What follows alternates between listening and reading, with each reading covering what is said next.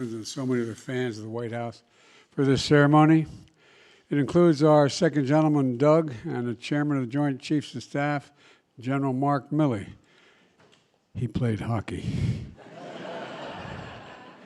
And you wouldn't want to screw around with him if you had your uniform on, I don't think. But I'd also like to welcome the Chief of Staff of the Air Force, General Charles Brown.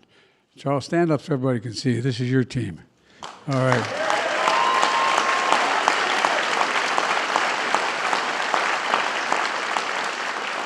And the Vice Chief of Space Operations, General Davis Thompson. General, stand up so they can see you.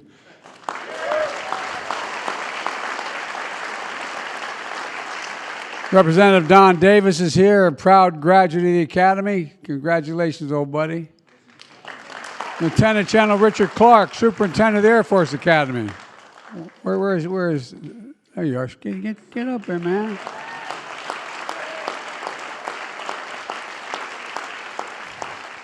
When I met the team, I thought he was a middle linebacker. You're looking good, General. You know, I played a little football growing up in high school. It wasn't bad. In college, I was bad. But I learned so much about teamwork and respect for my coaches, and just like you fellas did. And Coach Calhoun, it's an honor to have you here. It really is an honor to have you here. And in fact, you've been here for this trophy so often, I think you're going to start calling it the Blue Room, Long Blue Line Room trophy.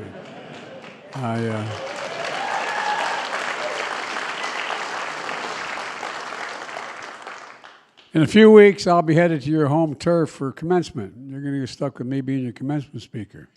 And we're 10 of these cadets behind. We officially become officers of the United States Air Force and Space Force.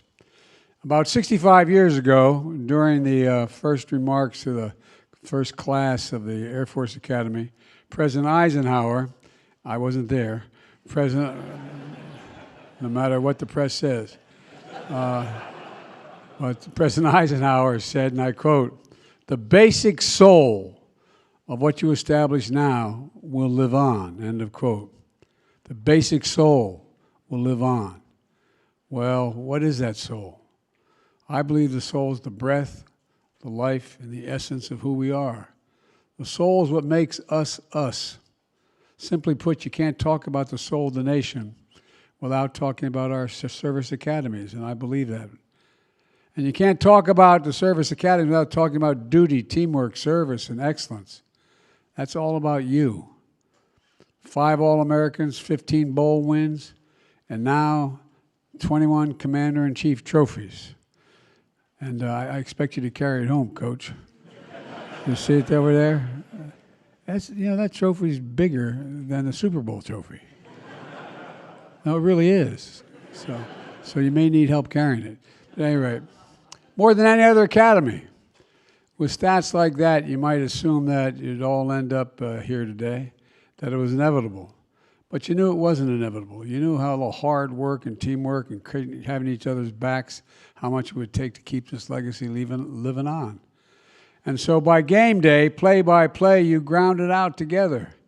You beat Navy, you beat Army, you beat Colorado for good measure.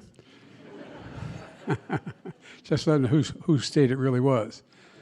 And after looking at the scoreboard, they must have been thinking you took your service motto, aim high, always above, pretty seriously. And at home on the road, you also broke record after record. The #1 defensive team in the nation by yards allowed. Pretty darn impressive, man.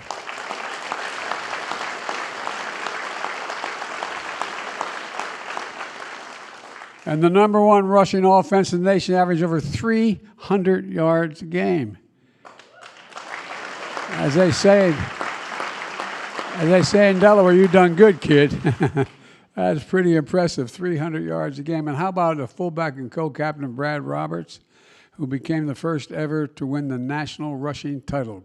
Congratulations, buddy.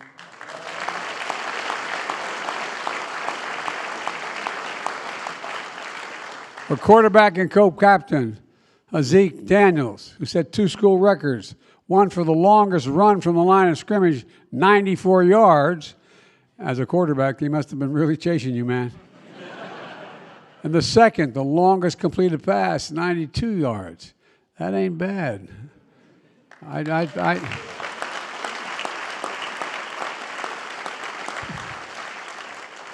Folks, our offensive lineman, Isaac Cochran, who became the Academy's first All-American player in 30 years. Isaac, where are you? There you go, pal.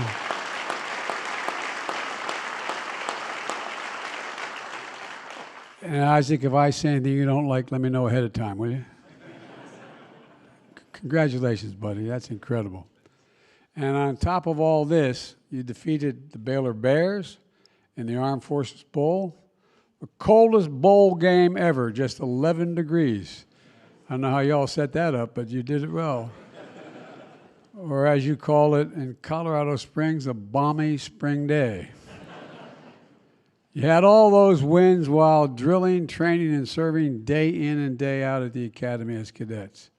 After every game, you hung up your uniform, and you immediately put on another one representing your nation, the United States of America.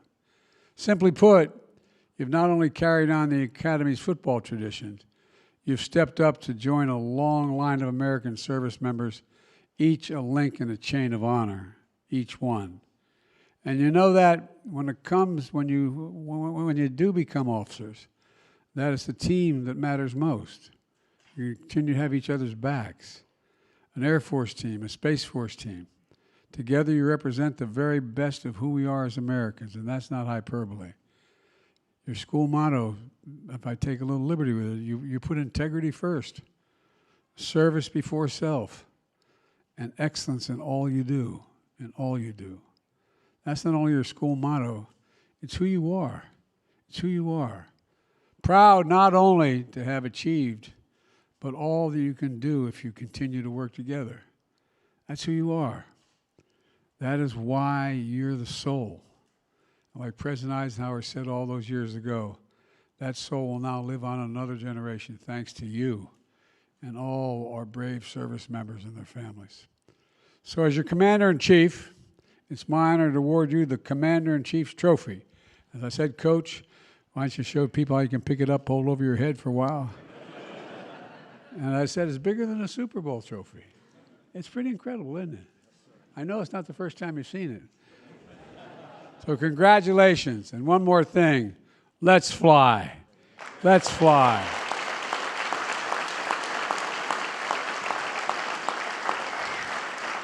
May God bless you all, and may God bless all our airmen and graduates, and of a particular thanks to your families. And now I'm going to hand this over to Coach Calhoun to say a few words. Coach, you can use either mic. Congratulations.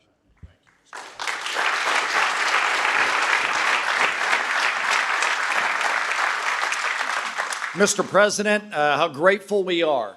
And it's all of us. I mean, truly, the remarkable leadership of our superintendent, his wife, Lieutenant General Rich Clark and Amy, the fantastic standard that they set there at the Academy, their inspiration, their principles, their discipline, but most of all, just their day in, day out commitment to our young men and young women there at the United States Air Force Academy.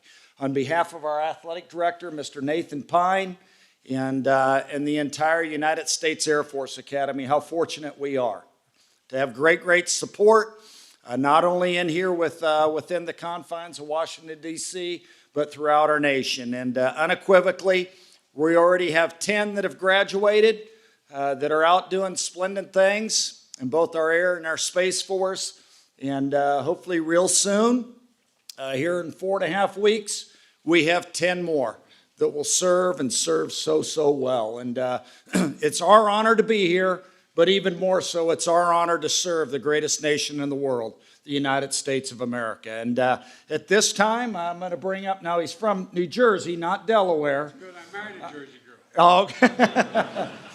Our two captains, Hazik Daniels, quarterback, and running back Brad Roberts. And sir, they have a couple of small items here for you.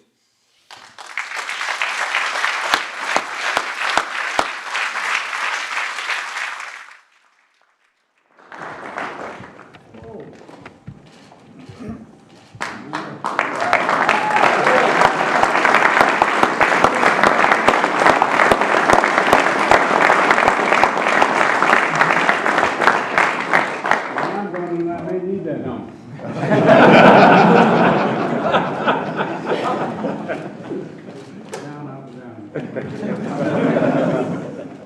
you very much. What a great honor. I appreciate it very much. Thank you.